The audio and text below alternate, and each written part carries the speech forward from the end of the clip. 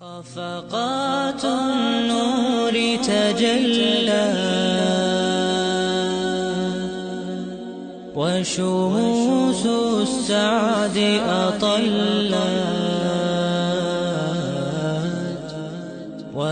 نحمده ونصلي على رسوله الكريم أما بعد সৈয়দা সারা আলাইহিস সালাম তিনি ছিলেন সৈয়দনা ইব্রাহিম আলাইহিস সালামের সহধর্মিণী।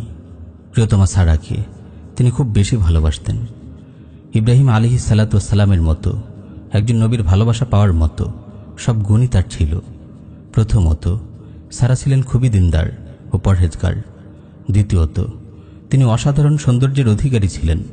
পৃথিবীর শ্রেষ্ঠতম রূপসী নারীদের অন্যতম ছিলেন তিনি। বলা হয়ে থাকে, আম্মাজান হাওয়া আলাইহিস সালামের পর সারার মতো সৌন্দর্য পৃথিবীর আর কোনো নারী লাভ করেননি। অনেক মুফাসসিরের মতে সৈয়দনা ইউসুফ আলাইহিস সালামের সৌন্দর্য তার দাদি সারার রূপের এক ঝলক মাত্র। তৃতীয়ত, সারা আলাইহিস সালাম ছিলেন ইব্রাহিম আলাইহিস সালাতু ওয়াস সালামের চাচাতো বোন। আপন পিতা তাগুত নমরুদ ও তার সাঙ্গপাঙ্গদের সঙ্গে সংঘাত বাঁধার পর ইব্রাহিম আলাইহিস সালাতু ওয়াস সালাম বললেন, ওয়া আ'তাজিলুকুম ওয়া মা তাদউনা মিন দুনিল্লাহ, আমি তোমাদেরকে এবং তোমরা যেসব গায়রুল্লাহর ইবাদত করো তাদের পরিত্যাগ করছি। তিনি আরও বললেন, ইন্নী মুহাজিরুন ইলা রাব্বি, আমি আমার রবের উদ্দেশ্যে হিজরত করছি। তিনি যখন নিজের দেশ ছেড়ে শাম অভিমুখে হিজরত করেন, প্রিয়তমা স্ত্রী সারাও তার সাথী হন। তিনি স্বামীর প্রতি ঈমান এনে মুসলিম হয়ে গিয়েছিলেন। মাতৃভূমি ও আত্মীয় স্বজনের মায়া ত্যাগ করে সাইয়্যিদা সারা নিজের ঈমান ও দিন বাঁচাতে স্বামীর সঙ্গে নির্দ্বিধায় হিজরত করেন। প্রিয় বোন, মা বাবা, মাতৃভূমি ও আত্মীয় স্বজনের চেয়েও একজন মুমিন নারীর কাছে তার ঈমান ও দিনই বেশি মূল্যবান।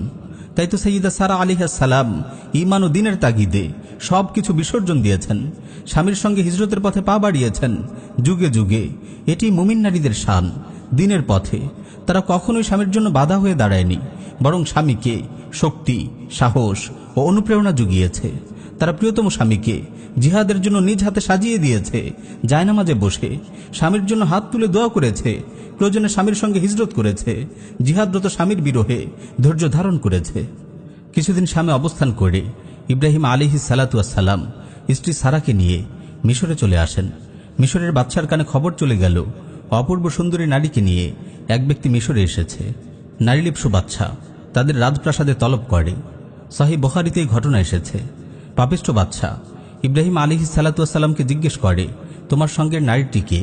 তিনি উত্তর দেন, আমার বোন। ইব্রাহিম আলাইহিস সালাতু ওয়াস সালাম আসলে তাওরিয়া করেছিলেন, কারণ তিনি যদি বলতেন আমার স্ত্রী, তাহলে বাদশা তাকে হত্যা করে ফেলত। সারা ইব্রাহিম আলাইহিস সালাতু ওয়াস সালামের চাচাতো বোন ছিলেন। এছাড়াও মুসলিম নারী পুরুষরা তো একে অপরের ভাই বোনই হন। বাদশা সাইয়্যিদা সারাকে তার কক্ষে ডেকে পাঠায়। তিনি বাদশার কক্ষে প্রবেশ করে ওযু করে সালাতে দাঁড়িয়ে যান। তারপর আল্লাহর কাছে দোয়া করেন, আল্লাহুম্মা ইন কুনতু আমানতু বিকা ওয়া বিরাসূলিক ওয়া আহসানতু ফারজি ইল্লা আলা যাওজি ফালা তুসাল্লিত আলাইয়াল কাফির। হে আল্লাহ, আমি যদি আপনার প্রতি, আপনার নবী ইব্রাহিমের প্রতি ঈমান এনে থাকি এবং আমি যদি আমার স্বামী ছাড়া অন্য সবার ক্ষেত্রে আমার লজ্জাস্থান হেফাজত করে থাকি, তবে আমার উপর কোনো কাফিরকে চাপিয়ে দিবেন না। বাদশা যখন কুমতলব নিয়ে সাইয়্যিদা সারার দিকে অগ্রসর হয়, আল্লাহর ইচ্ছায় সাথে সাথে তার নিঃশ্বাস বন্ধ হয়ে যাওয়ার উপক্রম হয়। ছটফট করতে করতে সে মাটিতে পদাঘাত করতে থাকে। তার মরণাপন্ন অবস্থা দেখে সারা দোয়া করেন, আল্লাহ, বাচ্চা যদি মারা যায় লোকেরা বলবে তাকে আমি মেরে ফেলেছি। এই দোয়ার ফলে বাচ্চা ভালো হয়ে যায়। পুনরায় সে কুমতলবে সাইয়্যিদা সারার দিকে অগ্রসর হয়। তিনি পুনরায় আল্লাহর কাছে দোয়া করেন। নিঃশ্বাস বন্ধ হয়ে বাচ্চা আবার ছটফট করতে শুরু করে। এভাবে সে 3 বার সাইয়্যিদা সারার দিকে অগ্রসর হয়। 3 বারই তার একই অবস্থা হয়। অবশেষে সে হাল ছেড়ে দেয় আর তার লোকদের বলে, তোমরা আমার কাছে এক শয়তান নিয়ে এসেছ। সাইয়্যিদা সারার এই দিনদারি ও তার প্রতি আল্লাহর সাহায্য দেখে বাচ্চা ভীষণ মুগ্ধ হয় এবং তার সেবা করার জন্য হাজার নামের এক তরুণীকে তাকে উপহারস্বরূপ প্রদান করে। প্রিয় বোনেরা, এই জাহিলি রাষ্ট্র ব্যবস্থায় নারীদের ধর্ষণ নিত্যনৈমিত্তিক ঘটনায় পরিণত হয়েছে। আমাদের মা বোনেরা আজ কোথাও নিরাপদ নয়।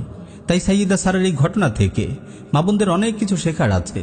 প্রতিদিন আল্লাহর কাছে বেশি বেশি দোয়া করুন, আল্লাহ যেন সব ধরনের দুর্ঘটনা থেকে আপনাকে হেফাজত করেন। পাপিষ্ঠ বাদশার মুখোমুখি হয়ে সাইয়্যিদা সারা কত আত্মবিশ্বাস ও প্রত্যয় নিয়ে দোয়া করেছে দেখুন। কত স্পষ্ট ভাষায় বলেছেন, আমি স্বামী ছাড়া সবার কাছ থেকে নিজের লজ্জাস্থানের হেফাজত করেছি। এমন একজন সতীসাধী মুমিন নারীকে আল্লাহ কি সাহায্য করবেন না? যখনই মুসিবতে পড়বেন আপনার ন্যাক আমলের ওসিলা দিয়ে আল্লাহর কাছে দোয়া করুন। বাইরে বের হওয়ার সময় কোনো মাহরামের সঙ্গে বের হন, সর্বাঙ্গে বোরকা জড়িয়ে নিজের সৌন্দর্য ঢেকে বের হন। নিজের জীবন ও যৌবনকে পুত পবিত্র রাখুন। আল্লাহ রাব্বুল আলামিন সাইয়্যিদা সারার মতো আপনাকেও সব ধরনের বেইজ্জতি ও লাঞ্ছনা থেকে রক্ষা করবেন ইনশাআল্লাহ।